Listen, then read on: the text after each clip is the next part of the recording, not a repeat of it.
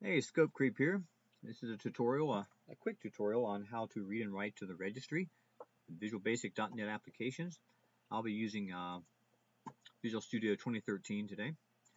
Okay, the first thing we want to do to get this started is just go up to File, New, Project.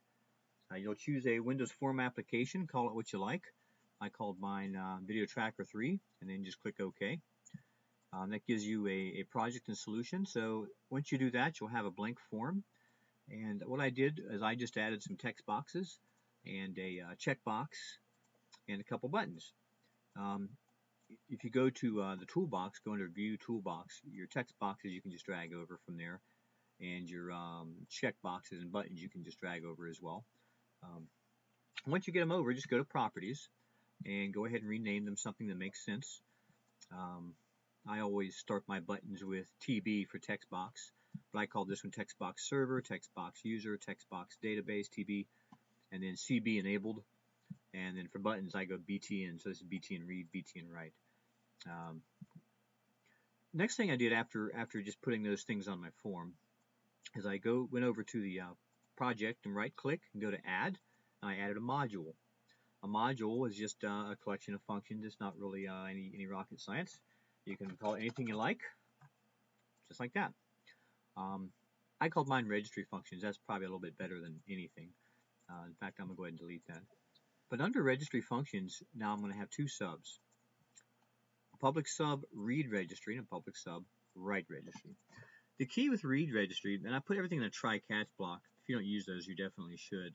But anyway, under the read registry, I declare an object. I call it preg key. You can call it whatever you like. Stands for registry key, of course. Microsoft.32, Win32.registry, these are the same if you're looking at the local registry versus the user registry. But once you get here past that registry section, if you go .local machine, you are dealing with the registry for the computer, and that's not user specific, right? It could be any user. And so what I'm doing with this in this tutorial is I am saving the server name and the status of that checkbox at the machine level in the registry. So when you look at the registry under regedit, your local machine will contain the registry entries for those. The user, I made this other object called pregkey.GetValue. It's opening the current user registry. And then here is the path to the keys. So open subkey function opens them. So then I check to see, well, first I'm going to look at the user registry. Is it not nothing? If it's not nothing, then it found it. If it found it, I want to set my login, my frmLogin user field equal to the object.GetValue, and then here's the key name. So I'm going to get the value of the user key and put it in my text box. Then I'm going to get the value of the database and put it in the other text box. I'm going to go down to if preg is nothing. So now I'm looking at the other registry key. There's the one for the user and the other one was for the machine level. So if it's not nothing, meaning it found it, then it's going to set the server and the enable checkbox. So the server will be whatever is in the registry. And you can have a Boolean registry value too here, you'll note. Pregkey.GetValue enabled, and false is the default. So if you put a comma and a value, that's the default. Like for the server, I could go none is what to use if it doesn't find one. And it would actually put the word none like that in the field. So that's the default value if there's no registry to get. So that's the read registry in a nutshell. You open subkey and get value. The objects are local machine or current user if you're just dealing with those two. Now the write registry is a little different. The trick here, first you set an object equal to, and then you open the subkey just like before. So here's a local machine opening the subkey. But in the next line, if it's nothing, you have to do something because you're writing to the registry, so you have to create it if it's not there. So if it's nothing, then the new key equals, and you're going to do the same thing, except instead of open subkey, you're going to use create subkey. That's the only difference. You're creating it if it's not there. Now you can go new key.setValue. So instead of get value, you just use set value. That sets the value of the key. The server will be whatever's in the server text box. The enabled will be the value of the combo box checked property. And then I use the other new key for the current user. So this one, top one was for the local machine. The next one's for the current user. So now I'm going to do the same thing. Open it. If it's not there, use the create subkey. Okay. And note that in my create statements, I don't have that comma true. If you put a comma true on your create statements, you'll get a mode error, if I recall correctly. So if you see that, just go take that comma true out. You don't need that in your create subkeys, only in your open subkeys. So you open it, see if it's there. If it's not, create it, set your values. And that's all there is to reading and writing the registry. There's a couple gotchas, and we'll go over those. But when I start this, so now I can say, all right, it's enabled. My server is user sysadmin, and E700 is my database, so I can write to the registry. I can now delete fields out, whatever, and then read. And that reads from the registry. And so where to put those? Well, if I run regedit, look under the local machine. I'll look current user first. Current user software ScopeCreep.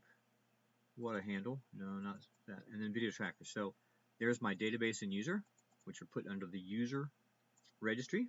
So when the user logs into the application, if he's going across Citrix or terminal server or whatever, he'll get his own registry set, and his user ID will fill into the login form. And under the local machine software ScopeCreep, VideoTracker, we can see that the enabled and server values are there. In other words, I don't care who's sitting at the machine, the server will always be whatever's in that registry. Okay, so that way the user doesn't have to go mess with it.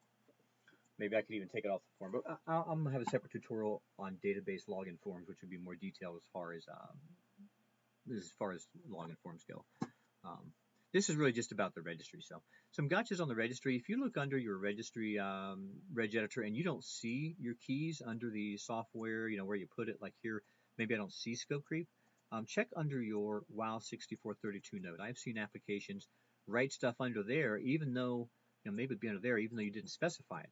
It depends on your environment as to whether or not your machine will write there. Also, another gotcha.